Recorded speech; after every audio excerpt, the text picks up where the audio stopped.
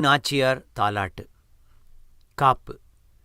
சீரார்ந்த கோதையின் மேற் சிறப்பாகத் தாலாட்ட பாரோர் புகழ்நிதம் பாடவே வேணுமென்று காரூர்ந்த தென்புதுவை கண்ணன் திருக்கோயில் ஏரார்ந்த சேனையர்கோன் இணையடியுங் காப்பாமே.